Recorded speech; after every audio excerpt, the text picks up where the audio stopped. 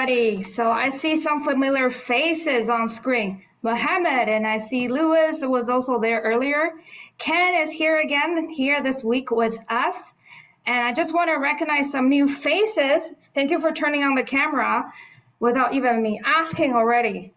So I see Mary. How are you, Mary? Yeah, Give me a I'm thumbs up. doing great. Yeah. Thank you. And Shredda, so thank you. Hi. If you hi. It's okay. If you're doing something else in the background, please unmute yourself. And if you have questions and you want to participate, which we encourage in this setting today, unmute yourself if you want to participate. At the same time, this is a fun session. We'll learn, we'll participate, you'll get involved. So if you have any question, that's going to stop you from going forward and learn the next thing or participate in the discussion, raise your hand. I can see that either by raising your hand on screen or using emoji. All good? Thumbs up if you can see my shared screen as well. Thank you. And I do want to introduce a few members on my team. So strategy coaches here on duty today, Mike from Calgary, Nina in Ontario. Hello. Buddy. And Vince will be here with us briefly as well, right, Vince? Yes. Can't miss this. You know that. There you go, FOMO. And Ken will be my student ambassador today. So call to action, if you want the slides, reach out to Ken, or if you have questions in terms of how to register for the workshop and take the next step as well. Hi, Ken. Unmute yourself, say hi. Everyone. Okay, so thank you, Ken. This is his second time joining us in the roundtable discussion. So regardless of where you are, if you're in Ontario like myself, you're gonna have lunch or coffee with me if you're having brunch. And I know some of you are in the West Coast, so Mike, perhaps you're having breakfast, or Vince, then you can take out your coffee, your muffin, or your healthy drinks. And you can also put it next to your name. Let me know where you're from. Mary, where are you from? Where are you located? Are you asking? Yeah, that's okay. I think you probably have noises in the background. So just type it in where you're from.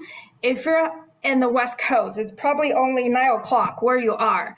So you're having breakfast with us today. Even though we call it Midsummer Coffee Chat, you can have coffee for breakfast, brunch, or perhaps you're like Jonathan, you're further out. Jonathan, you're further ahead. So bring your coffee. Perhaps it's your after lunch break.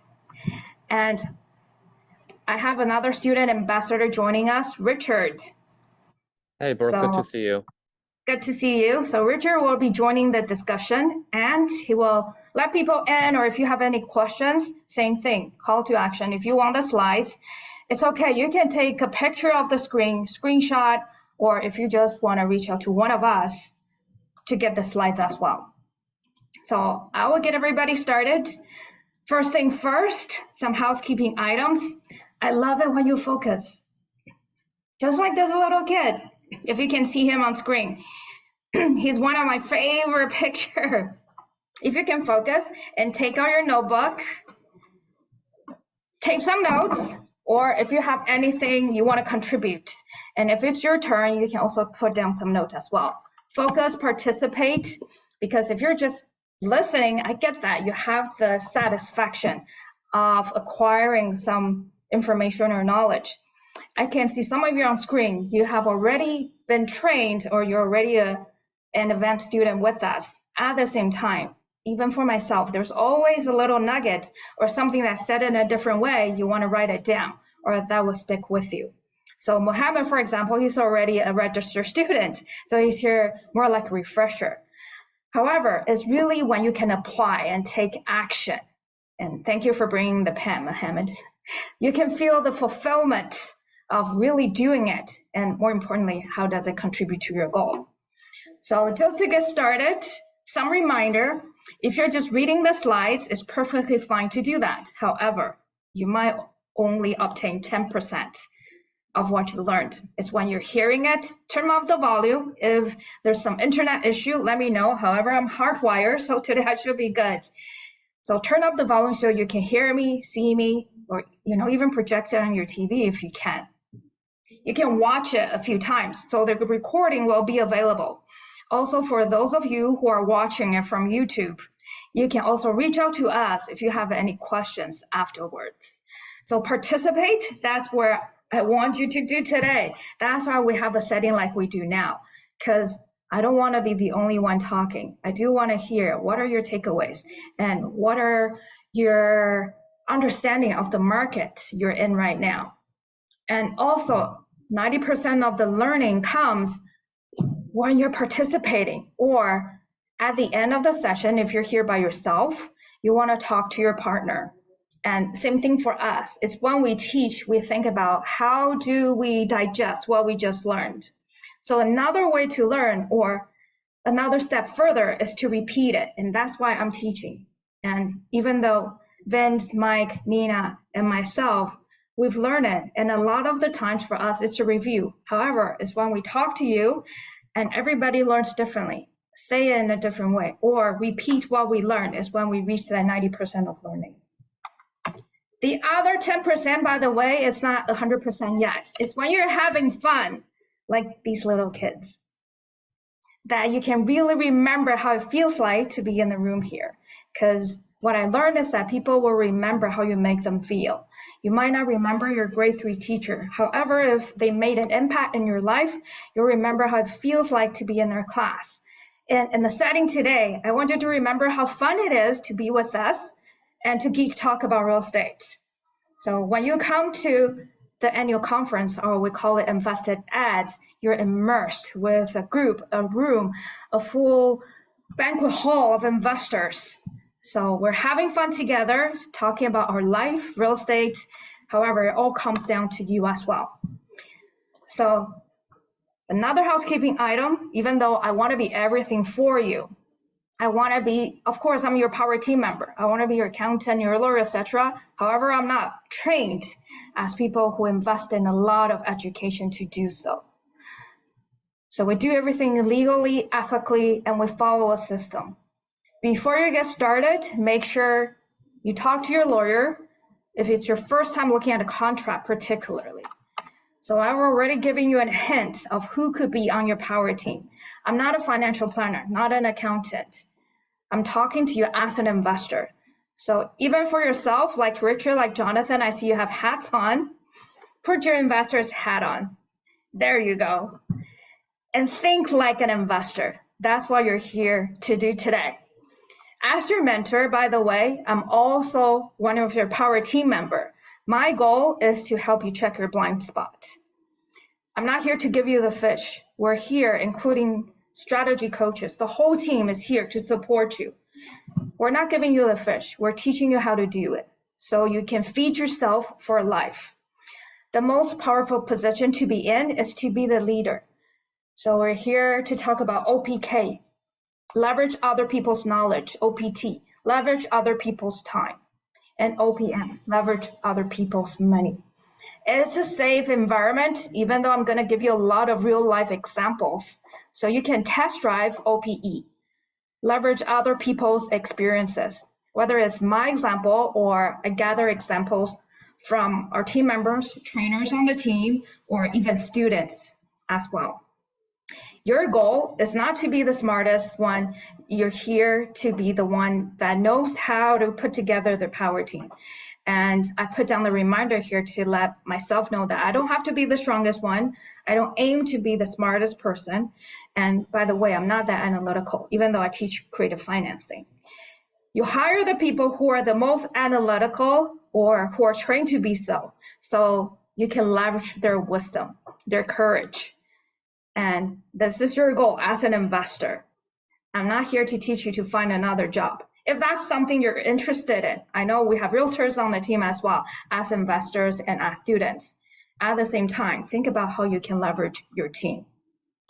Okay, so let this discussion start. And I want to ask you where you are. And do you think the market today is hot or slow? or flat. When I have a little discussion icon there, that means it's a reminder for myself too. It's time for us to discuss. What do you think the market is doing right now? If you're new, you haven't thought about what market you're going to be in. We're going to take you through the process. However, I just want to hear, if you watch the clip I put out, how you feel about the market today. Is it too hot? Is it too slow? So if nobody's unmuting yourself, I can volunteer some of you as well. Unmute yourself and let me know what you think the market is doing today. So I see, let me volunteer. Jonathan, what market do you focus on? I'm focusing on Edmonton right now. Okay, how do you think the market is doing?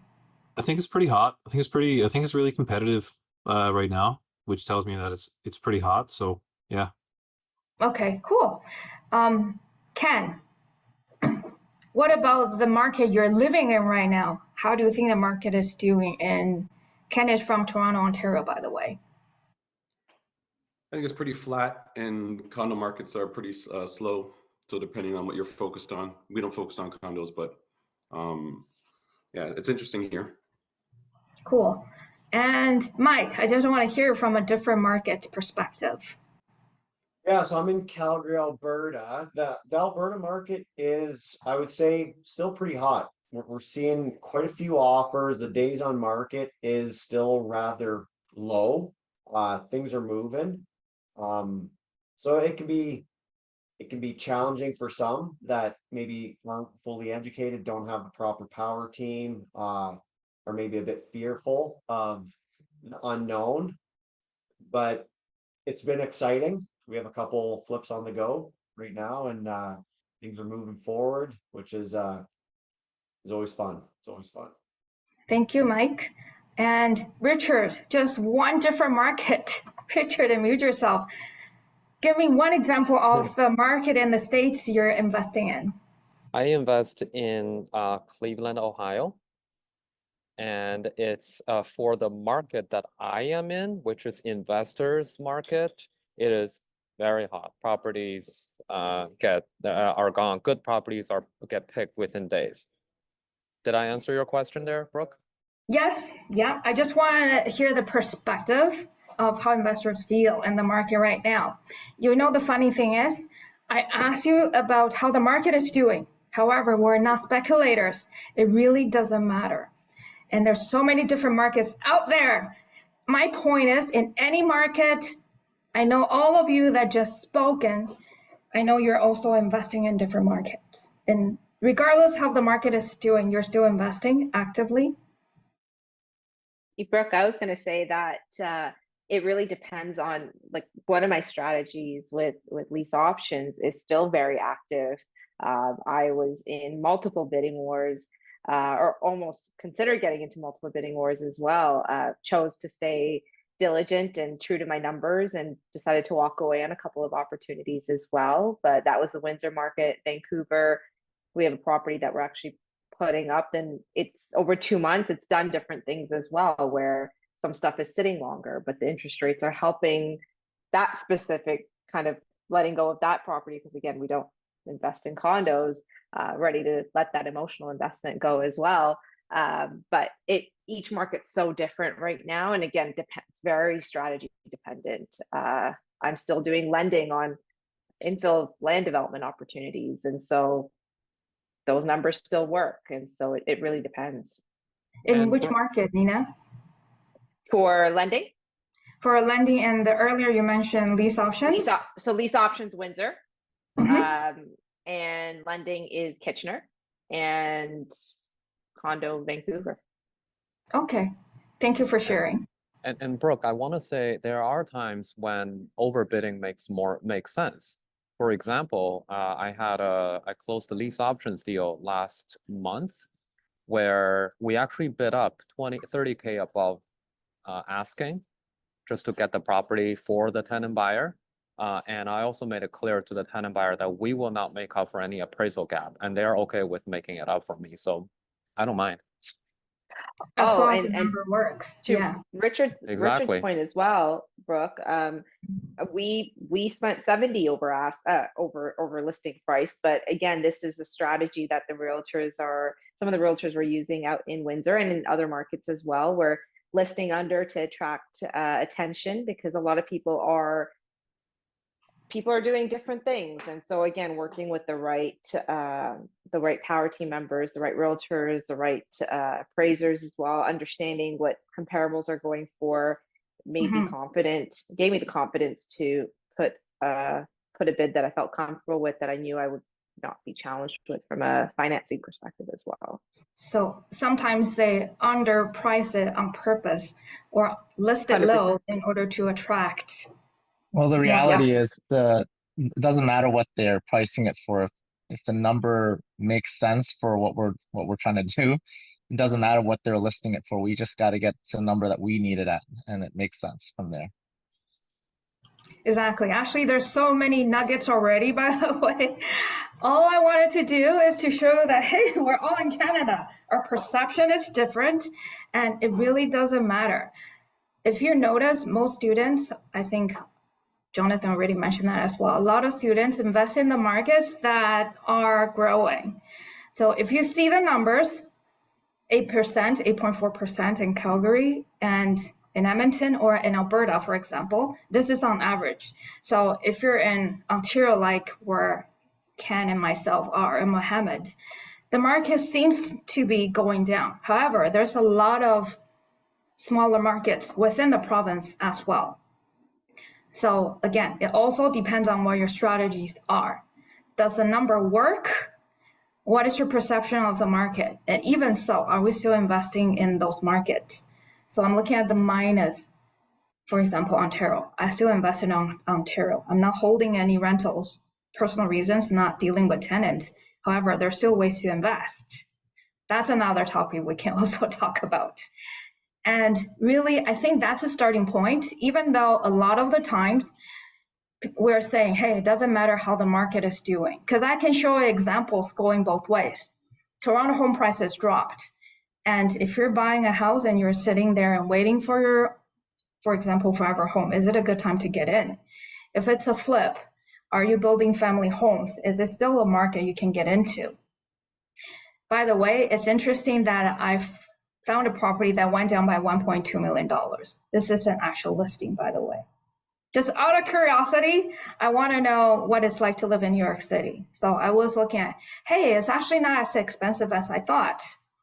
By the way, this is for a personal reason. I think you should build up enough equity or enough passive cash flow so you can be wherever you are. However, family homes, I think I had this discussion with Kevin just logged in. Not too long ago, yes, homes could be a liability. However, how do you look at it? How do you turn liability into assets? For example, leverage your home. At the same time, yes, buying a condo, this one I'm showing, was listed at 1.8. Now it's dropped to 600. There might be some story behind it.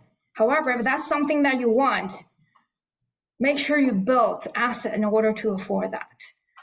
So, I mean, personally, I'm not against people buying cars if that's what they love, or traveling in business class or first class. If you don't have the money, probably that's not the wisest thing to do. If that's what you enjoy, look at how you can leverage and how you can do that. So take it a step back. Yes, that's what you hear about the market. Calgary, where Mike is a really hot market. You know, the biggest objection I heard when people are starting is that the market is so hot, I can never secure a deal. Then how can I get started? Or the market is too slow. For example, in Toronto, home prices dropped, then why do I still invest in flips? And be careful. Actually, I've seen a lot of people buying properties, even on the wholesale, the price is too high and the market went down, so they cannot make a profit when they want to flip it. However, if you make sure the numbers work, and Nina, you mentioned you still invest in infill or flips in Ontario, right? Yeah, privately, yeah, from a lending financing perspective, yes. Exactly. Even if you're lending, you're not the one flipping, you're still looking at how they can make my money back for me.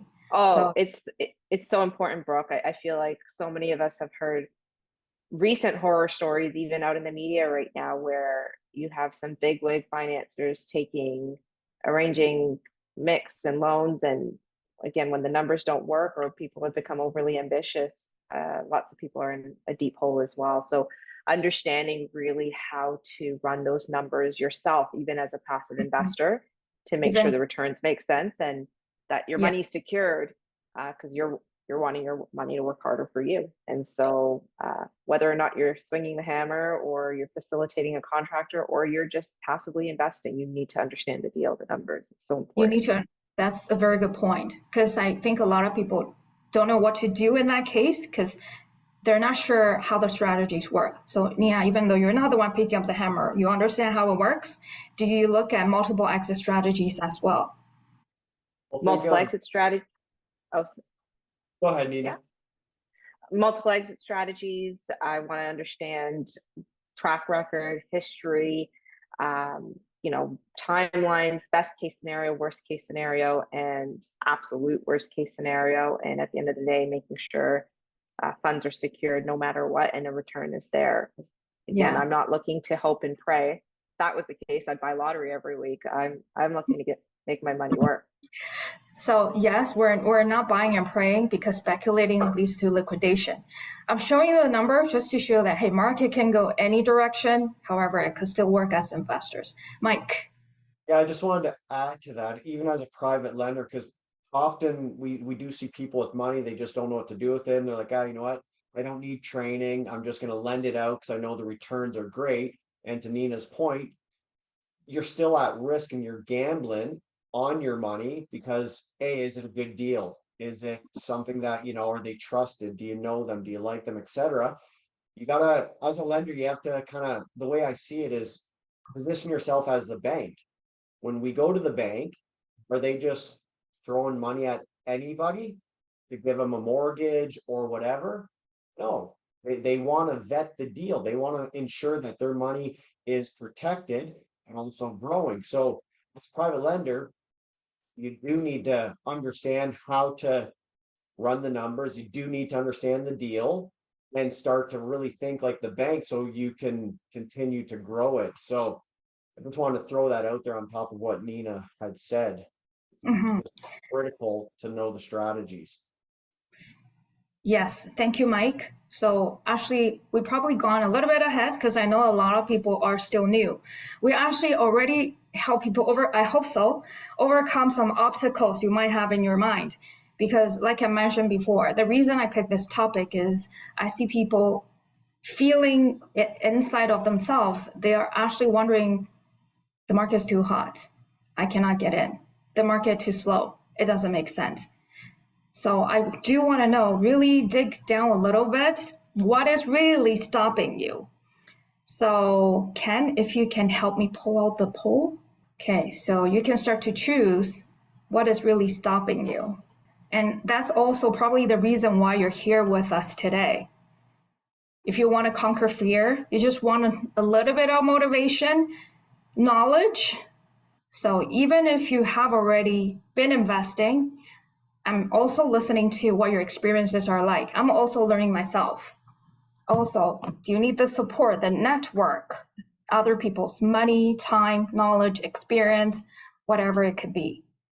Or you just want to see that, hey, even though I have all these doubts in my head, it's too hot, it's too slow, it's too flat, it could still work for me.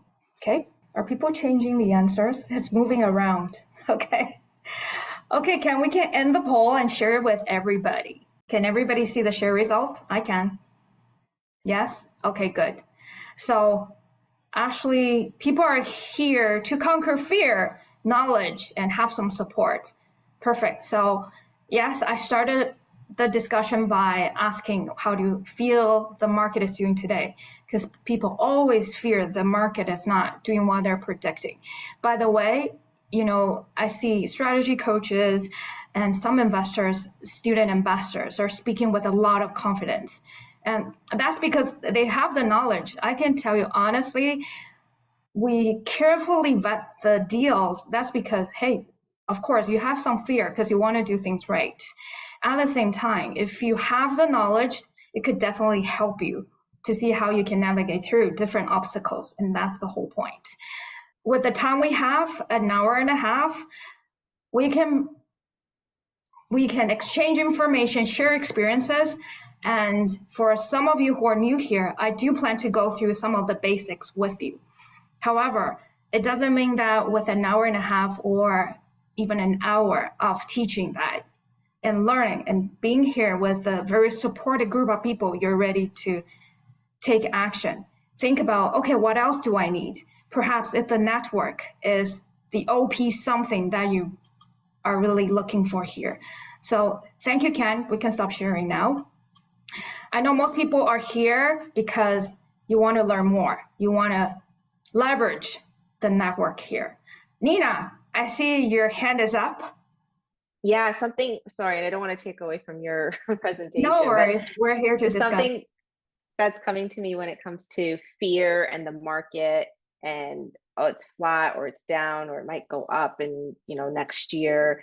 I feel like sometimes some people, including sometimes us, and we keep pivoting and growing as investors and scaling, is if we're sitting on underperforming asset right now, when it cannot survive the interest rates, when it cannot survive the market conditions, if it's not performing, there are so many opportunities to be had. So sometimes some people get stuck in this fear element of, well, I'll wait to sell and then invest once I make more money on my property. But think about the cost of holding on to that and and missing opportunities and investing and making your money work harder. And think about being able to not have to carry losses for so long as well. So sometimes it is a chicken before the egg type of situation. And that's where really getting some proper guidance and for us as well constantly makes us pivot. If something's not performing and we can't pivot strategy or can't figure out another exit plan, we're looking at recycling and getting our money to work into better opportunities. So in that fear market condition, there are so many opportunities to be had, even in these markets. They are there. It's what are you willing to do to get them? Yeah, so that actually reminds me of something else. We're not guaranteeing that every single deal will go according to plan and every single deal will be perfect. However, it's like I look at it as if you have multiple streams of income or several projects on the go. If one doesn't do well, how do you pivot? How do you move your resources around? So I know that a lot of the times you want to hold on to properties. However, it doesn't make sense. Should you sell? Should you restructure your whole portfolio? So always, of course, we always say, hey, 3x3, at least you have exit strategies. At the same time, is it time for you to take a look at your portfolio and think about what you can do? And at the same time, I'm not saying, again, everybody should have contingency plan. And I don't take the last dollar from an investor, so you don't over leverage as well. So that's something else to think about, especially now I know a lot of people here are also in paper asset, for example. So it's really when the market is down, it's testing how the investors will react and who is really making profit in situations up, down, sideways markets. So just some basics. Rule of 375. If you're planning to take financing fundamentals, I'll tell you what's in the background and how it is derived from the 4% rule. Follow just the logic that a lot of financial planners are using the 4% rule, taking into consideration moderate tax that you have to pay. So basically, if you want $7,000 every month to spend, time 7,000 times 375. That's how much capital you should have based on the 4% return on investment. And I do hope that once you learn about real estate and different types of investment, you can see your money can grow more than 4%. Your money can run a little bit faster. My point here is that $2.6 million sitting there, I don't think a lot of people have that. This is the Canadian data. So median after tax income, 75,000. You can see that people are living a moderate life. However, people overspend. Just share something I learned this morning on podcast. And somewhere in Africa, they have the highest concentration of big screen TVs. Because when people don't feel like they can get ahead in life. They want to hold on to something. And what happens is people tend to overspend. Same thing in North America. Not surprisingly, people spend every dollar they have. And 90% of the population spend every dollar they make, and a quarter of Canadian, they cannot cover an additional expense of $500. However, just based from last year and this year's data, how many people's property tax went up? Just me? How many people's utility expenses go up? Yes, and by the way, if you're buying a car, if you need a car, if you couldn't find the right secondhand car, and it's about 17% of increase. So you can see how do people get ahead. By the way, Richard is here. He's in the States. I also learned this morning that only 1 out of 10 American leave anything behind after they die, meaning 90% of the people, when they die, they couldn't leave anything behind. So most kids, I guess, cannot depend on inheritance money. I hope that's why you feel the urgency of learning about investing. And I use this data in class as well. How many people depend on RSP? If they don't know about investing, they're thinking, I work hard, my company contribute to some, I contribute to some RSP. I'm gonna have enough to retire. However, that's not really the case. That's how much people's net worth is. By the time they're 65, 55, 64, they don't have a lot of time to accumulate that wealth. So it's okay if you're in that age group. I'm relatively old compared to everybody else in the group. If that's the case, that's why you want to make sure your money is run a little bit faster for you. So I went through the market in different provinces, and this is how much RSP people have, and in different provinces in Canada.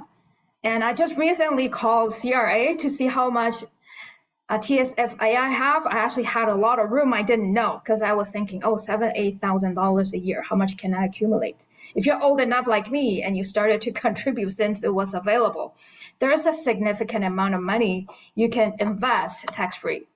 So I also want to know, I know this sounds like cliche for a lot of people. However, you should really know your why and why you're here. That's how you map your destination. And I see a lot of familiar faces, and I also see some new faces. For existing students, I know you have strategy coaches. Vince, before I continue. Yeah, going back to the RSP thing, like it's kind of a shocker because I was never taught about money growing up, and at least even if you just had the RSP, at least there's something there. I didn't even start that at all, and I was 26 when I started real estate investing, so I had no money even going into my RSP from the beginning. And what's crazier is my parents, now that I understand what I know, doing a self-directed for my parents, after all the years that they've been saving at like 2 years old, they had about $90,000 in their RSP, my dad, and my mom has less. So I'm their retirement plan, which is just crazy. Because you're educated, so you can help them run a little bit faster, more than 4% of return. Yeah, and that's why what we're doing right now, we've grown their RSP account already by a lot, and they haven't hit their LIRA yet, but the account has already grown since I've taken over taken over their account. It's just insane that it's possible, or that it even happens like that. Mm-hmm. Thank you, Vince. Nina. On the same page as that, and that's the power of when we learn how to self-direct and do that in real estate and leverage that, it's really powerful in how we can make it grow. A lot of people I know, including my parents as well, only invested or primarily invested in their RRSPs, and in that interest to get that tax deferral. Remember, it's a deferral. You will pay tax when you withdraw it eventually. Worked really well through the years to help from a tax perspective and allow them to provide more for us. However, now that they're retired very recently and ready to live life and achieve all the take all the vacations and do whatever they want to do with all this hard-earned money, all of a sudden they're now partially stressing, and again, I'm grateful I get to support them with this, on not taking out from the RRSP, because as soon as you start withdrawing more than the minimum amount, you start getting your tax bracket changes with that. So it's a very bizarre concept. I mean, when done strategically, definitely a great vehicle from a tax deferral, and at the same time can't be the only pool. And we always talk about diversification as educated investors as well. Can't be the only pool that we're putting all our resources into, because you are taxed on that eventually. So again, tax deferral is one thing, and efficiently planning for tax and leveraging business models to do that is another, and benefiting from the returns today versus waiting to use them in the future. So one thing I just want to remind everybody, I know a lot of people are new here, there's certain rules you do have to follow. So make sure you learn about how to do it, because there's also students in the community that didn't do it right, over contribute, and penalties, etc. are involved. And if you want to invest in each other's RSP, there are also ways of doing it legally and correctly. So just put it out there for the time we have. Just understand that, hey, it is out there. However, you do have to get into advanced training to learn all the tips and the right way to do it ethically and do it correctly. One more thing I do want to add is, one time, one of my accountants reminded me that we're thinking about inheritance, we're thinking about deferred tax payment. However, in a lot of cases, remember that sometimes, somewhere, somehow, somebody will get taxed. Perhaps not you, but the next generation. So it's really important how you do estate planning, etc. Because since we talk about so many different things, I just want to touch upon that, since I talk about the disclaimer and so many things have already been discussed. I know that when you're new, same thing for us. We want to test out every different things and vehicles and strategies we heard. However, it all involves a lot of training, learning. It doesn't mean that it's impossible. Our goal is to compress the time so you can learn about it reasonably within 2 to 5 years. So then you can also be financial freedom fighter within the community. And I put this out there every time because, and even if you have goals or if you don't have goals, our core value is a good way for you to look at, hey, I want health to be my goal this year, sustainability, joy, fulfillment, and impact. If that's still vague, then reach out to the strategy coaches. And if you already have strategy coaches, you know that they're there to help you to plan a path. So if you don't know where to start, you should always go back to yourself. That's why we focus on goals so much. Because if you're working, I know a lot of people want to get out of their 9 to 5 because you're probably aimlessly doing a lot of things. And that's why you're here. Because if you're working hard as an investor, you're here to learn. You probably take time off during lunch. If there's a purpose, it doesn't feel like work. And my goal is for you to enjoy the session. If you don't have a purpose, you're just doing it so you can have a paycheck. I understand that it's very draining. And a lot of us have gone through that path. So that's why you're here. I quote Tony Robbins because without a purpose, it's draining to your life. We're not saying the concept is not difficult. Really, it's simple. However, is it easy to do? If it is, everybody will be doing it. You wouldn't be needing our support. The fact is you do. And there's so many different things out there. So if that's still not clear to you, that's why the strategy coaches are here. So if you haven't talked to a strategy coach yet, I know some of you are not turning your cameras on yet, especially the newbies. And if it's not safe, I understand if you're driving. If you're thinking about it, it's just a dream. We're giving you the opportunity to envision it so it's possible. I know when you look at different examples, you can see how the process could work, or when we talk about our experiences. So it's important that you schedule it with one of our strategy coaches here. Andrew is not here, but everybody else on the team is here. Reach out to the strategy coaches. And if you're already in the community, perhaps you've been to workshops, perhaps you're still new. And if you have a mentor and something triggered that you're thinking about changing your goals or pivot, a lot of the times, I would say we aim to reach our goal. Along the way, you have to pivot. So schedule it with the strategy coaches in order for it to be real. The reason there's urgency is because that our annual conference, the Invest Ed, is coming up. So from October 4th to 6th, we'll be in Toronto this year. Back in the days when everything is live, we even fly to just take a course. However, I think that's how we have a big network, meet a lot of people in different markets. Back in the days when I started, Zoom wasn't that popular.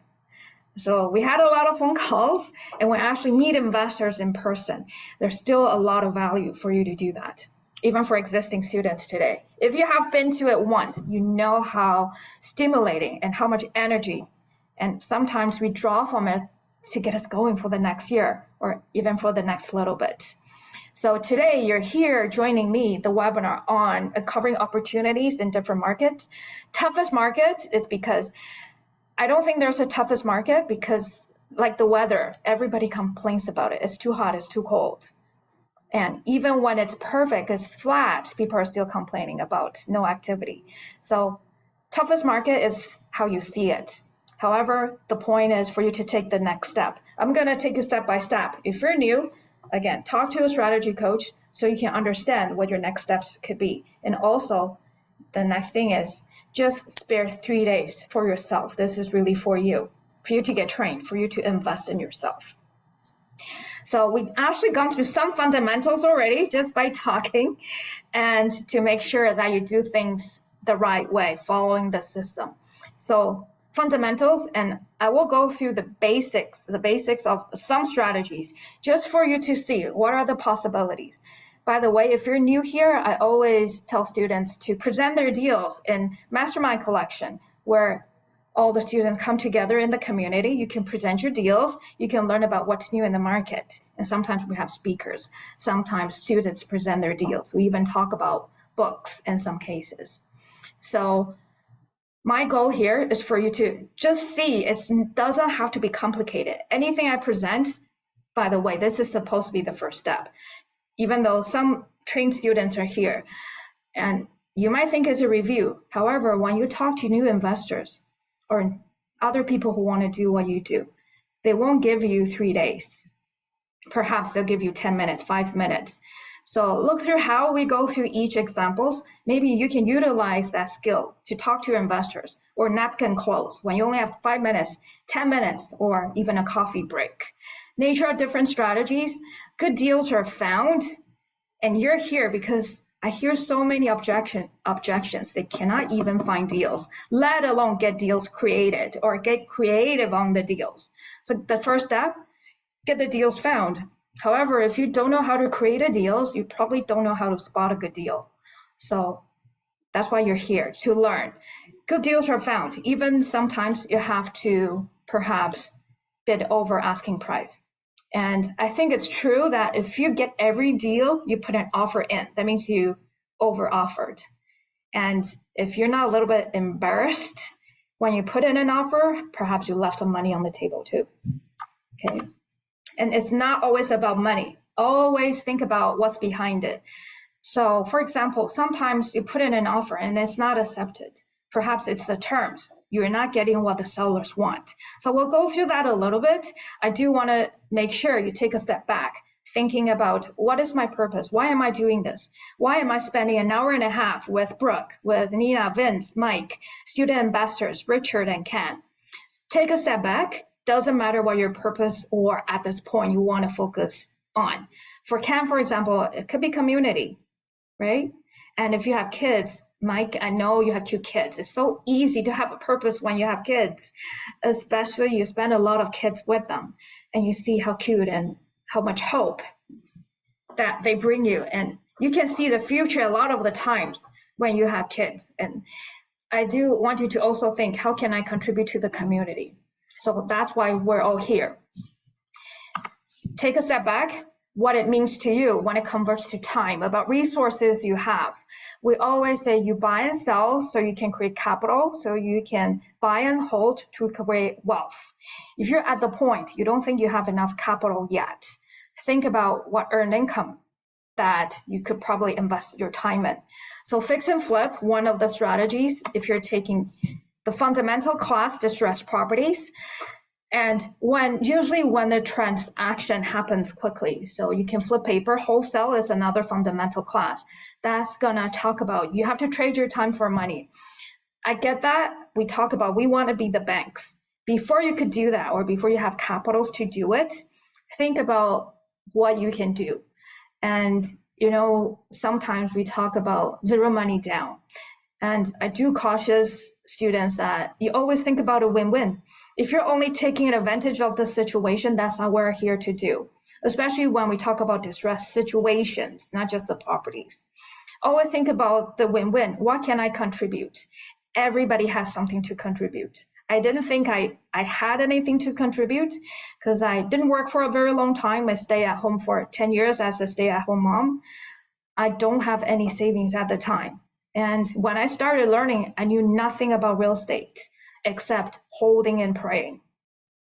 However, once you start to learn, I do hope you can see that there's something that you could do. So I realized, hey, I could put investors together, even though that's not my money. And I understand how deals work. Even if I had difficulties finding work in the beginning, I leverage other people's deal if they cannot find investors. So I'll be the middle person. You can be the wholesaler, or you can structure a 3-way, 4-way joint venture. And if you look at, say, paper, asset, or finding money in the buy, and one day, even if you have a little bit, you can start to lend privately. All these different strategies, think about how you want to allocate your time, your resources. So what strategies you want to focus on. With all that in mind, well, then we get into the SMP. Richard, tell everybody what SMP stands for. Strategy, market, and properties. Thank you, Richard. So even though I start today with the M, market, what people are thinking, I took you backwards, I took you forward. So you can, wait, we haven't got into properties yet. However, that's my intention. Nina, you had your hand up. Anything you would like to add? One thing you were saying, Brooke, when you wrote a great book about it. Brooke wrote a great book called Freedom Financial Freedom the Royal Way. Yes, great book. And I read it when I first started 4 years ago, learning how to invest. And it's incredible. I mean, 10 years later, you still went back into it. And I think such a big part of this, and Vince touched on this as well, we don't learn this stuff in school. We don't learn how to make our money. Oh, there you go. Ken has a copy right there. Have money, make money. And unlearning to relearn. I think that's a big thing that comes to me, right? If we are open to receiving and getting creative. I mean, when I started, I always used to think building a business, in general, required a lot of money. Yes, there's capital. It doesn't need to be your own. B, I always used to think you needed to have a lot of money to buy real estate. And yes, again, you don't need your own capital. You can find and create capital. And this is a big part of this, is how do we create and stay open-minded to learn about all the different ways to get creative. And when we started as investors, we just bought our primary residence. And my husband and I were having long chats about how we're going to have to put in extra hours, cut back on the lifestyle, like really, trim it in so that we can afford these mortgage payments. And 6 months later, I'm jumping in telling him I'm going to grow as an investor. And so just goes to show you, with the right people around you, with the right education, by the right just guidance, how you can compound your wealth and compound that financial growth. And truly, I mean, Brooke, you were part of my journey. You saw how that happened, right? So yeah, we're all part of each other's journey, by the way. I'm still learning, and also even through Student Deal, I'm still learning a lot of things and how people do things. And what we talk about fear. So number 1 today, people are here to conquer fear. Number 2, knowledge. Number 3, support. Knowledge for sure. However, it's usually the fear that gets you to have the desire to want to learn how to get through that. So thank you for sharing, Nina. And there are so many different strategies out there. I've briefly touched upon, hey, these are the strategies that could help you fulfill different buckets of income. At the same time, if you just look at it, I actually had it when I first started learning about real estate. So I dug it out from my notes many, many, many years ago. So a lot of people want to hold wealth in the end. In the beginning, you buy and sell, and we talk about lease options or rent to own as a strategy that's midterm, meaning the tenant buyer has the option to purchase. So you basically end that deal within 3 to 4 years. I later found even 3 years feels so short.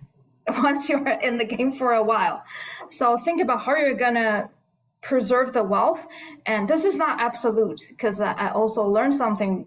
A lot of people are thinking about wealth as you're sitting on the wealth. However, when people talk about their net worth, a lot of the times it's when they sell their business.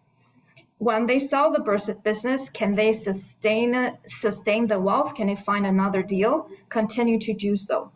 So last time, Richard and we talked about, hey, it's not just about making that 10%, 18%, whatever, ROI, return on investment.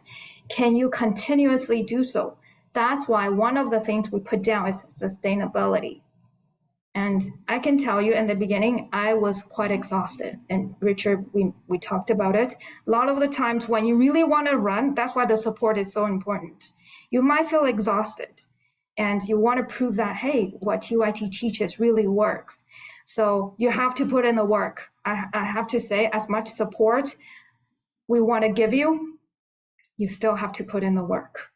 So same thing, every time you come to the session, I mean, this is easy. Just bring a notebook, turn on your camera, invest in your time. That's all I ask at this point. Once you get to the workshop, you're investing in 3 days. Full immersion. And then when you're learning, even though it's self-learning, the support is there, you still have to take action. Just like the first pyramid I showed you. The second pyramid talks about different strategies, and depending on where you are, how much earned income do you want to have? How much wealth you want to build? You might be able to do it all at the same time. However, you have to focus when you're starting. Don't get overwhelmed. So this is your time to participate, because I do want to learn when you put in an offer and when you focus on your strategy, examples of obstacles in the way when you are looking for a deal. Anybody want to get us started? I mean, we pretty much spoke a lot already at this point. Still, I do want to give you a chance to volunteer and speak to it. Mike. So yeah, if I look at what strategies I've been focusing on here, it's been fix and flips. And despite being a hot market, there's always opportunities. And I believe that's where the creativity comes in. Understanding how to structure the deal creatively, and or having the right, community to be able to raise the funds to be able to do it. Because there's always options for financing. It's not always just going to the bank or what have you. It's having, it's knowing that there's an abundance of money around, right? So we've been focusing on that for the last while here, and it's been very fruitful. It's a bit more of an earned income. However, we have built a power team to be able to make it a little more passive at times with the strategy as well. Now with that comes some obstacles as well, right? And I know I look at our current flip, I think the obstacle that you can kind of run into in a busy market is the contractors that, you maybe are working with aren't always available. So there's a lot of contractors that are crazy busy. The ones that you do find, their prices tend to be a little bit higher than what you're normally used to, because it's a bit supply demand, right? There's a big demand for it right now. So these folks can, your power team members can kind of come in and inflate the rates a bit because they're extremely busy. However, do you have, sorry, one more question. Since you're in a very hot market, do you have difficulties finding a deal because everybody likes your markets? You know what? There's deals, but I think end of the day, it depends on how, again, you go back to creativity. How creative can you be with, your offers? It doesn't need to be just one offer. The thing that you'll learn through advanced training is you can go in with multiple offers and present them a bit differently. But with that said, your power team member needs to understand and be educated, understand what we do as investors to be able to communicate this to, the sellers and also be, a good person to represent. Because end of the day, if they don't really understand it, they have a hard time maybe presenting these, multiple sort of offers. So it's just, it's critical that your power team members are investor focused. Yeah. They have to be investor focused. Yeah. But this is why, most people don't do what we do. It's because, Yeah. they see it, oh, the market's hot. Well, I can't invest. Oh, the market's slow. Oh, I'm fearful that, it's not a good time. And then obstacles that come along with it. We've been doing this for a while, all of us strategy coaches, ambassadors, and trainers, etc. here at Trust Your Talent. Every deal will present a new challenge, a new obstacle. And it's That's why one of it's those fun. things that in the heat of the moment, can it be a little stressful at times? Absolutely. But I think what gives me peace of mind and reassurance is that if I look back at every deal, there's always been something that's come up. However, Mhm. we've always managed to get through it with the support of the community and a mentor and a trainer and coaches, and you come out ahead. And then I always look back, I'm like, we've made money. And yeah, there's been lessons learned. Even this Mhm. current deal that we're doing, there's been lessons learned, but it's failing forward. And knowing that, you know what, you have the support of others to be able to lean on, make sure that, those mistakes, those potential obstacles aren't detrimental to the point of crippling you, right? So Yeah. you can kind of get to it much quicker, or at least pull the resources and the knowledge and experience together to be able to come up with a solution. And I think that's what makes it extremely fun, despite some of the late nights or the early mornings and what have you. It makes Mhm. it super fun, and knowing that you're doing it for yourself. Again, like you said, like, what's your why? What's your purpose? I look at, my kids as being like, this is the way that I can lead by example, within the family, to showcase that, hey, you can go after your dream and create something that you guys want, and not just settle for something because it gives you a paycheck. And Thank you, yeah, Mike. Thank The you for biggest thing sharing. Mike, just to add on to what you're doing, the biggest thing is that, yes, working with investor focused power team members or realtors, but you're still that head of the octopus. Like, you're still creating and putting that deal together, because the realtors I work with in different markets, and I work with different realtors in different markets, although they might have a property or two themselves, although they work with different investors, not all investors are the same as well. And so I think that's a big thing, just to kind of tack on top of that, is really you're that head of the octopus, and all those tentacles are coming together, and you're managing that, you're creating that deal. And I loved when you just said that. So a and lot of people will have a lot of titles, but you have to do the work to dissect and create and put that deal together to get the returns you're looking for. And that's what you've done. yeah, and it's fun. And I think, even to kind of stack one extra layer on top of that, Oh, ju- just kidding. There's many layers. not to one up you, Nina, but just to kind of add another level. I think the coolest thing about it is, we learn how to do this with none of our own money too. If I look at, just say my portfolio, when my wife and I started this, Ali, we barely had pennies in our pocket, is what I like to say. And we've been able to do this with none of our own money, which I think is so darn cool. And it showcases that, hey, this is possible, because even some of the power team members that I work with, maybe they are a little more fortunate that they have money, and they have a couple properties that are doing okay, but they don't know where to go now, because So, they're stuck. sorry, I just want to be mindful of timeout. I'll get to Richard. So just remember, it's not our money. At the same time, we're helping other people's money make money. So as long as there's a win-win, there is ways to find money. Richard, you have your hand up next, then Vince. Yeah, Brooke, just so that we're talking about the same thing. We're answering the question on the slide, right? What is the strategy that you've been focused on, and examples of obstacles along with finding a good deal? Okay. Yeah. I think good deals are found, but the best deals are created. So how we can create that win-win situation with everybody involved. I think I wouldn't call that an obstacle. I would just make that a challenge, or a sort of a good problem to have, right? How can you have other people's values and other people's needs in mind while sticking to your own ground? I think the strategy that I have been focused on for the past couple of months is lease options and a variety and a US variety of it called contract for deed, which I won't get into details, but essentially the same as lease options. I think one of the biggest obstacle is actually finding that that tenant buyer, that person that you're going to be shopping for property for. Once you find that person, more than 50% of the work is done. And I think that goes more broadly to say that in real estate, people before properties. There's nothing scary or there's nothing intimidating about a big freaking piece of concrete.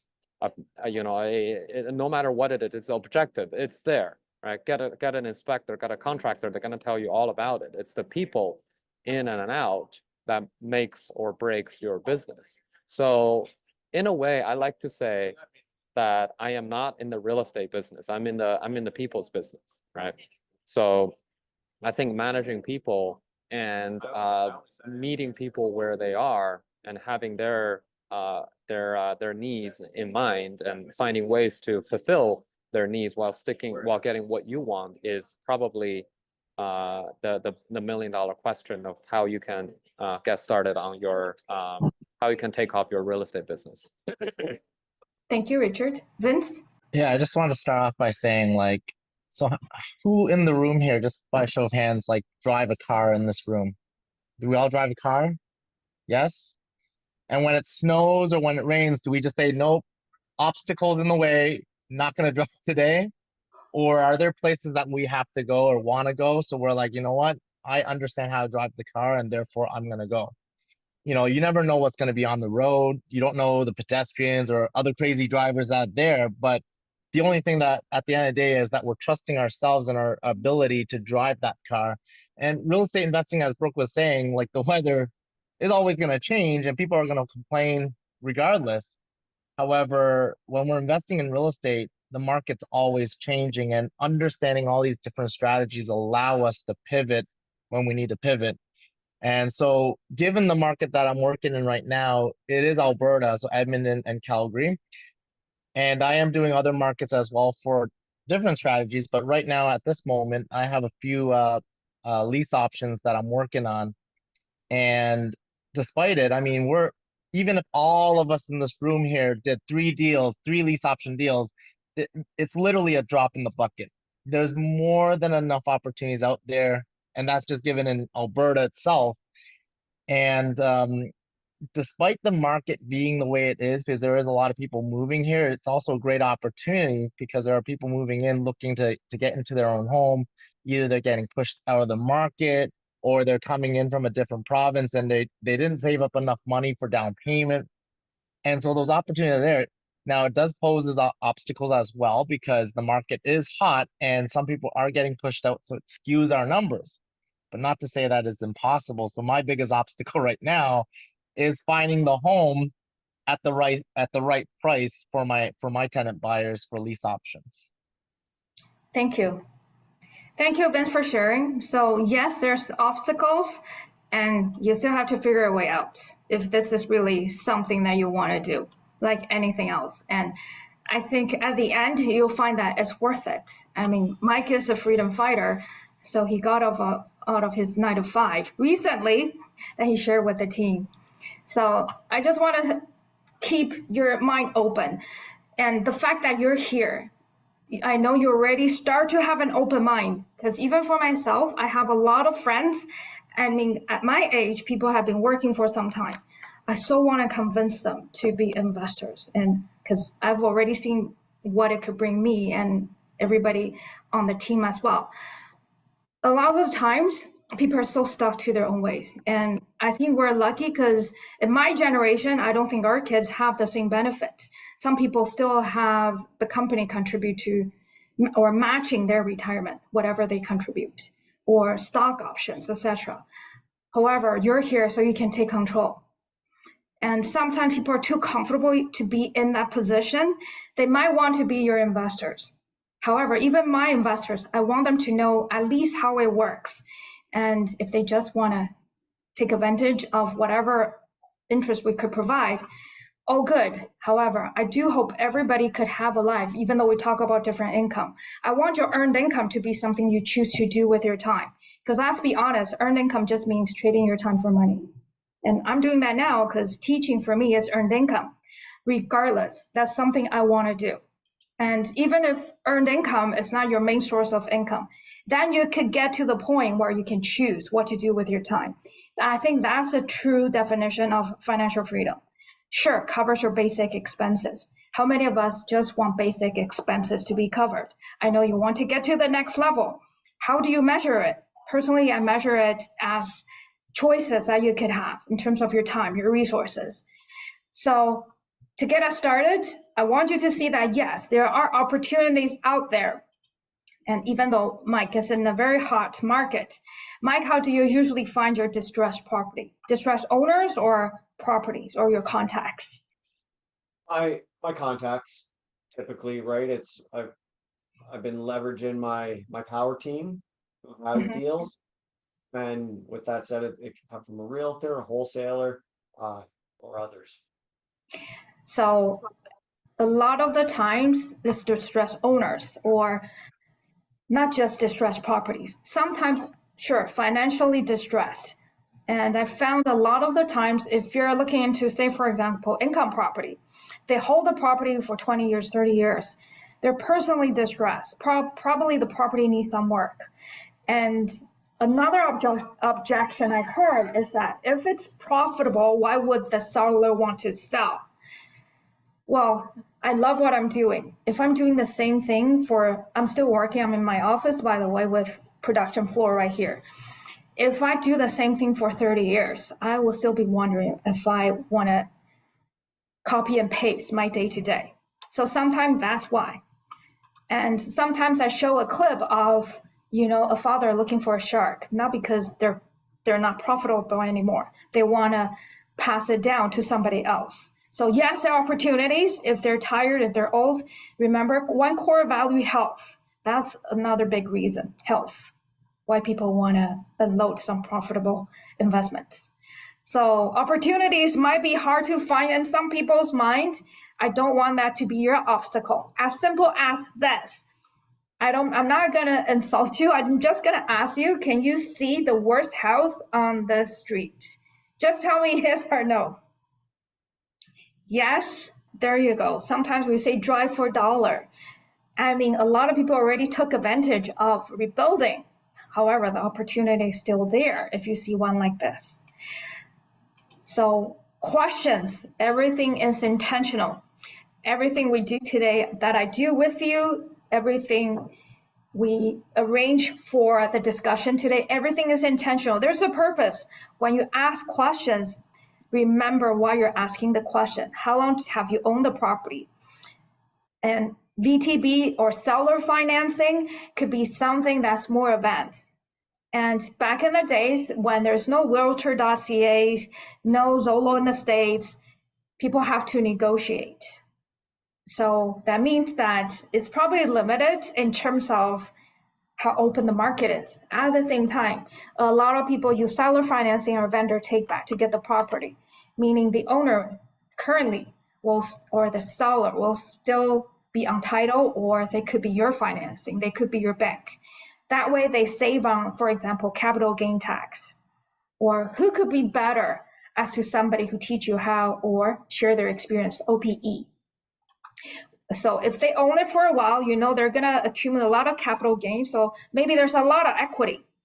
So sometimes if there's a lot of equity, meaning they already made some money, so they might be selling it at a lower price, or they're willing to hold on to it for a little bit longer.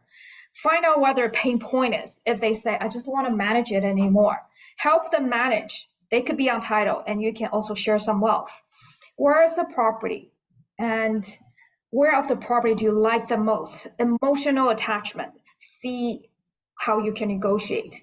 For example, there are people saying, if you can take care of my backyard, which I put a lot of thought and love, attention into it. If you're willing to do that, they're willing to give you the property at a discount. Or if they grew their family in the neighborhood, you happen to have kids, you're going to do the same thing. Emotional attachment. They love the neighborhood. By the way, excuse me. I wrote a letter when I bought my personal home. I also helped a student wrote a letter in Chinese to buy a property as her personal home because people are emotionally attached. It's not hard. However, that one little touch could probably mean the difference between getting the property or not, or stand out among 5 other offers. What repair are required? And sometimes they will say, oh, not much. And if there's something obvious, negotiation, motivation. Why do you want to sell? Everything is intentional. Motivate. You know the funny thing today? Nobody's here for motivation when I ask, why are you here? What's stopping you when you look at your real estate journey? And I just want to share something with you, if you agree with me or not. Yesterday, I heard a podcast that says motivation sometimes is for people who don't know their purpose. They just want to get motivated yet. And if you don't know your goal yet, that's perfectly fine. Get motivated and find your path. So how can I help you in this situation? I think number 6 is very important because, again, we're problem solvers. And Rich already said, it's a people's business. You're really solving people's problem. And this is where the distress point is. So distressed property don't just mean ugly houses. And in this case, it's easy to spot, like I showed you on the street. However, take it a step back. What can you do with it? Okay, so I touched upon distressed property. It might be something where you can get started. And if you have no capital to start, I know Mike already has capital. However, he has a system. You can continue to leverage your money, leverage your power team to look for flips. And if you're looking at different strategies, there's so many courses out there at Trust Your Talent. And we look at it, we call it academy, because just like Richard, you're highly educated from MIT. You're looking at it as, hey, you're now majoring in real estate. Everybody majoring in real estate has to understand how financing works.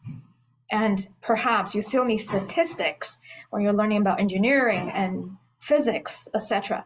That's why perhaps physics is not your focus, and being an engineer or architect, you still need to learn about it.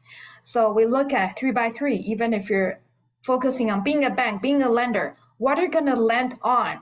I love to lend on flips. Like, for example, Mike's project, I think that would be perfect for a lot of people to put their money in because you can make your money work for you passively. And if you're not handy, if you don't know how to put together a team yet, like Mike, and perhaps you can invest with somebody who's doing it and learn about it. So that still has to align with your goal. So Richard, for example, focus on lease option. Lease option can bring you a passive income of $500 to $1,200 per month. So if that's your goal, to have passive income, and if you're doing a flip, you're not able to afford not having cash flow every month, then perhaps look for rental or lease option deals. So look at these as examples and plan how you want to do it. It looks like a lot. That's why the strategy coaches are here to lead the way. And that's why the mentors will help you check your blind spot to see, hey, this is the right thing you should do right now, depending on your situation. And we talk about multiple streams of income. Millionaires on average have 7 streams of income. In real estate alone, there's so many different things you can do. Passive, a lump sum, or wholesale and assignment, probably a quick $5,000 of cash in the beginning. So lay out how long you want to achieve your goal. And with these different strategies, even if you're new, you don't know about different strategies yet, lay out how you want your income to be structured. So that's why I take you back to, hey, who you are, what kind of income you try to accumulate when you look at 3 different ways of making, well, I should say create wealth. Because it doesn't just mean you get cash flow alone. There's passive income, there's portfolio income. So think about how you want to do this. It seems like a lot to start, like drinking from hose, that's what we always say. Our goal, proven system, is for you to reach your financial independence goal in 2 to 5 years at Trust Your Talent. So if I'm not making a difference in your life, if the strategy coaches, student ambassadors are not making a difference in your life, I'm totally okay if you drop off. And at the same time, we're so flexible that we want to make sure it benefits you. So it's going to be on YouTube. If you have to go, if you're driving, you're working, if you want to watch it again, just as a review, then watch it again. And we open up so many doors for you to take action. It's really up to you. And Ashley, I know some of you in the group, some of you I've already talked to. We are pushing you so hard. However, you have to take that step. It's really up to you. And ultimately, even if something happened to us, it's happened for us. I dealt with a lot of tenant issues in the past 2 years. I do want to complain. At the same time, I know I'm responsible as well. I know I'm highly responsible as to what I'm doing. And my process gets improved and refined every time something like that happens. At the same time, I understand it's so easy wanting to blame somebody, blame the landlord-tenant board, blame the tenant. Regardless, blame the market. It's too hot, too cold. It's really up to you. So I will end this with one more thing, because I don't want you to think that we talk about all the problems. We're not providing any solutions. I want to ask people in the group, and due to time constraints, I'll do this when you go over time. I do want to hear people with some experiences, even with the obstacles. How do you continuously, the word continuously and basically sustainability, create deals in your pipeline despite of the obstacles? So I do want to hear your story, because yes, I hear how we overcome and how the community can support us. However, investors, and I can add on to it as well. How do you make sure your pipeline is healthy? You can continuously create deals. And I will start with Richard. And mute yourself. How do you continue to create lease option deals? Yeah, well, I think I have several. I'm constantly expanding my referral networks. Right now I probably have 1 to 2 reliable sources of high quality leads that come through my pipeline. One being an investor, friend of mine who's probably around 15, 20 years ahead of me. And he finds, I don't know, 5 or 6 leads. He takes on 3 or 4 and sells 1 or 2 to others. I also have a pretty solid mortgage broker, actually a direct lender who understands the mechanics of lease options and who keeps sending me leads every once in a while. I am constantly expanding my referral network by speaking with realtors and lenders. And in fact, this evening I will be speaking. I'll be sharing the lease options strategy as a way to help realtors and lenders make more commissions tonight to a group of realtors and lenders over Zoom. And I'm kicking off a newsletter, basically a drip campaign to my referral network, just to stay constantly on top of mind. So that's how I keep my pipelines filled. And be reminded that I only started doing this this year. So it's not like I don't have like 50 leads in the pipeline yet. But and also there's inherent unpredictability, I would say, with leads, that sometimes no good leads in 5 months and then bang, 3 deals in a month. So there, you also kind of have to, time yourself, look at the average results as opposed to, hey, how many leads do I have every month? Thank you, Richard. Appreciate the honesty. So as entrepreneurs, I think that's also one of the biggest thing, because if you're used to 9 to 5, you're used to a paycheck every month. And as an investor, once you have the pipeline ready, so for example, if Richard, you have 6, I'm giving out examples, lease options on the go, or Nina, you have a few on the go. So every month you have 500, 600 per deal. Add it up, $3,000 with one strategy, for example, then the income is consistent. However, 3 years.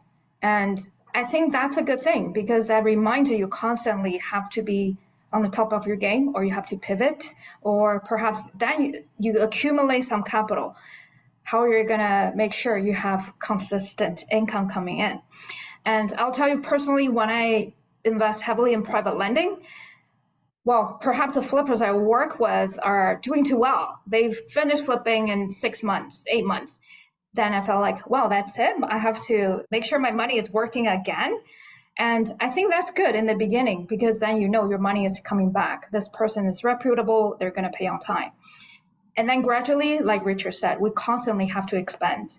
And that's why it's so important to have the skill of building your power team. So we focus on soft skills as well. For example, raising funds for your business.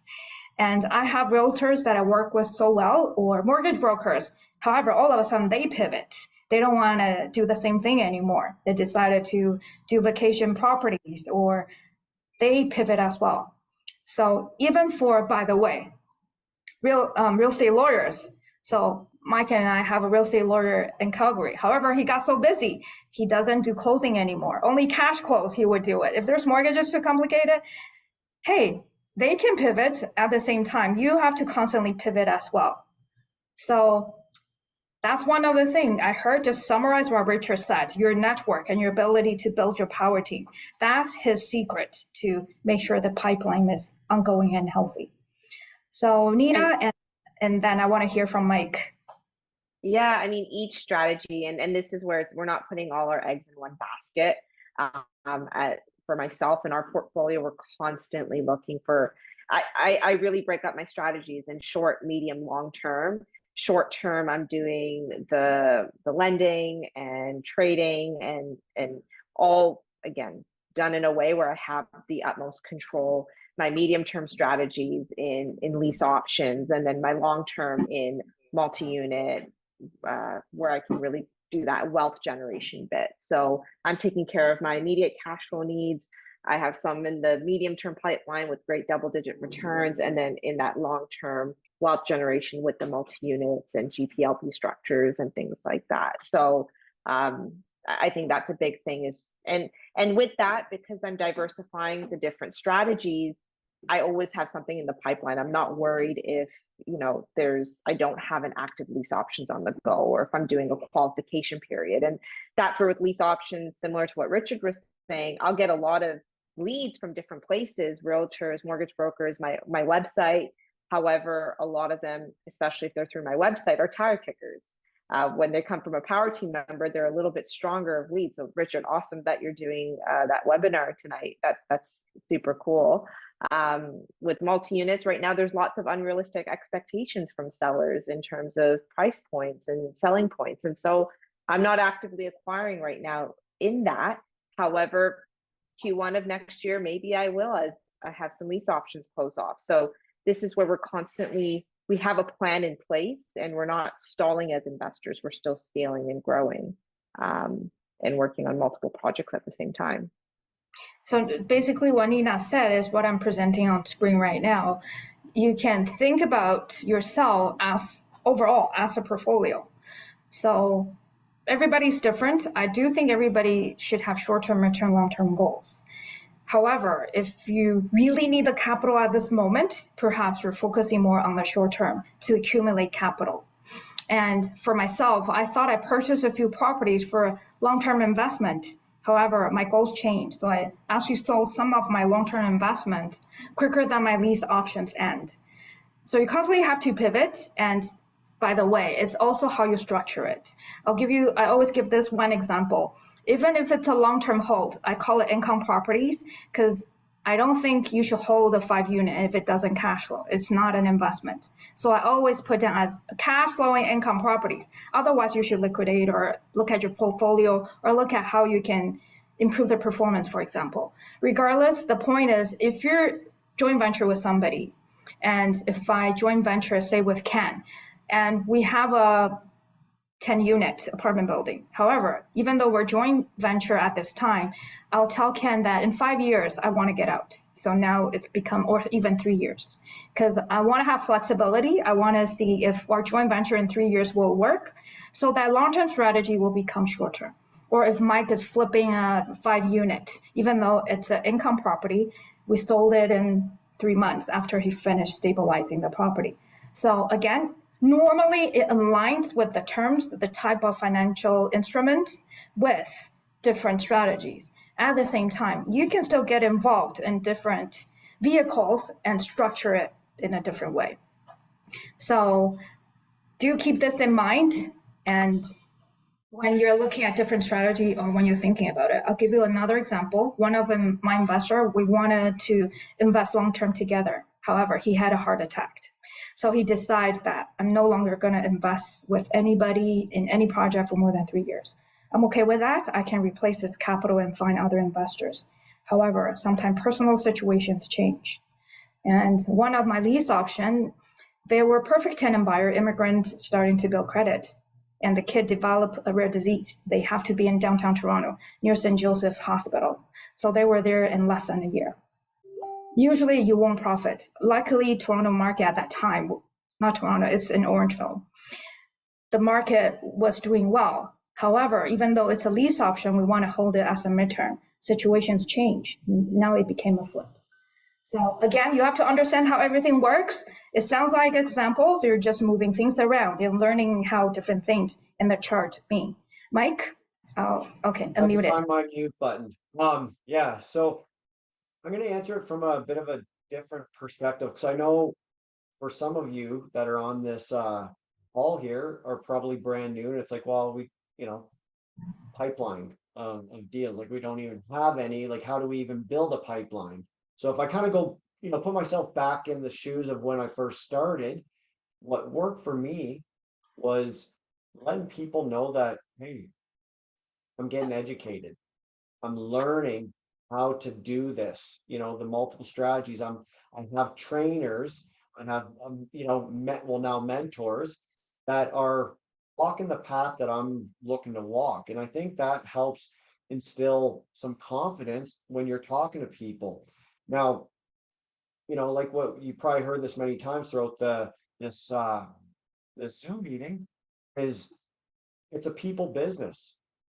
No matter where I go, what I'm doing, I let people know what I'm up to. And what that does is whether it's someone within the community or someone outside of the community, what it has helped me do is really kind of let people know what I'm doing. So then when something does come up and a deal's created, that the interest is maybe already there. Someone already they understand, it's like, okay, Mike's in real estate investing. Mike's been doing flips. Mike's been doing other strategies. It'll pique their interest. So when we say, there's an abundance of deals, and I think we lost Brooke there, and an abundance of money, you have to continuously let people know what it is that you're doing.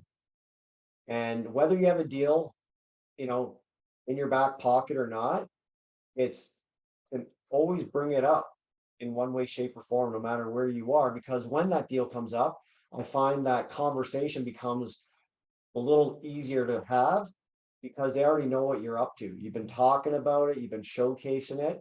So then it's more or less kind of get down to the nitty gritty of how it can help them, what the returns are, what the duration of the project, what the exits are, things like that. So I keep it simple. I just let people, I'm always happy to talk about it, because end of the day, who doesn't want to learn a bit more about how money works, how you can grow it, what it means, etc. Whether they're in this arena or not. I find more often than not, people are inclined to at least listen and maybe inquire a little bit. And by continuously bringing it up, when you have a deal under your belt, you now have your net is you can cast it much wider if needed to be able to attract the right people to do the multiple deals. You're muted, Brooke. Oh, thank you, Mike, for concluding the meeting today. And I love all the discussion today. We went a little bit over time, and at the same time, I started a little bit later just to make sure the technology worked. So thank you for spending, again, an hour and a half with us. And we really want to hold your hand and take you to the next level. I know I'm going to see a lot of you at the annual conference. And this is new on our website. Yes, you're going to see Mike dancing, and Nina and myself and Ken, Mohammed and Jonathan, Richard, we're all going to be there. So this is one of the biggest events.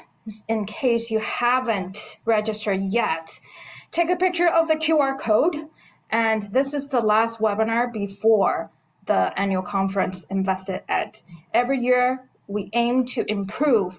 So if you enjoy last annual conference, I know I saw you there, Ken, Mohammed, Jonathan, Richard, so many people there. And if you haven't joined us yet, so I see Mike, Caesar, you'll be there. Make sure you invest 3 days. If you're new, this is an opportunity for you to understand how we work and meet crazy amount of people. It could be overwhelming. However, we'll make it easy and hold your hand for you. So I want to open up the floor to questions because I know we spoke a lot about what we're about. So I will open up for questions. Before then, I do want to show you what it's like to hang out with us. Whoops.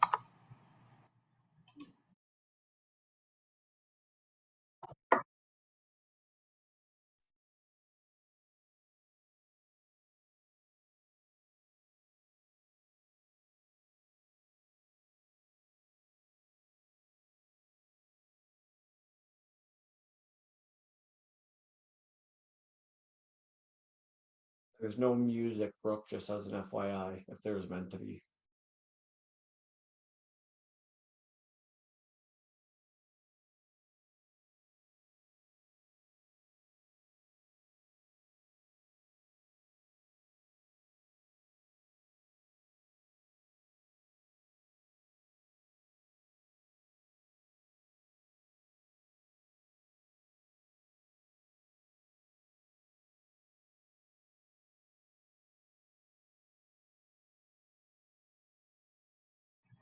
Thank you, everybody. Did the sound come out? Oh, darn. Okay. Yeah, I figured that might be an issue. Regardless, I hope you enjoy the time with us. And I do want you to mute yourself if you have any questions and you wanted to share and you haven't had a chance to share yet.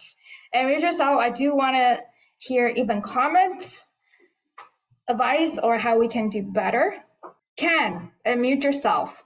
I hope you enjoy the session. We're going to have mentorship soon, so I do want to hear what you feel about today's roundtable. Yeah, it's always learning a little something new every time from different people's experience.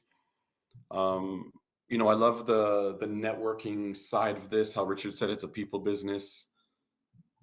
I'll make a random phone call to someone for something that I saw maybe that they posted on Facebook 2 years ago, and then we'll end up in a conversation about a new market and a new project they're working on. Completely arbitrary, complete chance, but it wouldn't have happened if I didn't make that phone call. So I love this idea of just putting it out there, contacting people, having conversations, and I love to hear that the people who are months, years, decades ahead of us have done this also, and that's what it got them to. So yeah, always have fun with these. Thank you, Ken, for sharing. Anything else that you would like to share with us? And I do appreciate you spending the time with us. And we're testing out this new format because for some people, it's your lunch break. You might have to go back to work and you might have to interrupt whatever you're doing. It's just like any workshop, any webinar, you're investing time with us. So I do want to express my appreciation as well. And I see, is that Rocky Chow? Mr. Chow, what is your first name? And mute yourself because it's only R in the beginning. That's our friend Ray from Vancouver, one of our new students. Can you hear me? Hi, Nina. It's Ray. Welcome. Yeah. Yeah, sorry about joining a little early. I couldn't, for some reason, No I couldn't worries. change the name from admin to I have to go into my email and Perfect. have to figure it out. Anyway, What's your takeaway? Share one of the takeaways from the session today. I actually enjoyed that one of your last slides there about the short, medium, long term, how strategies can change over time. Thank you. And congratulations. I think you're probably the newest member in the group today. So we'll see you at the annual conference Invested at, right? Yeah, I'm hoping to go, yeah. All right, action taker. All right, thank you everybody for spending the time with me, an hour and a half. I truly enjoy the time. And thanks Mike, Nina, Ken, Richard for joining, and Vince earlier for joining the discussion. Anything else, you can reach out to me, Brooke at trustyourtalent.ca, and also your strategy coaches. Thanks, Brooke, everybody. thank you for always leading the group and keeping us Nina. all together and inspiring us. And you guys as well. Take care. Bye. Thank you. Bye-bye, everybody. Thank you. Bye.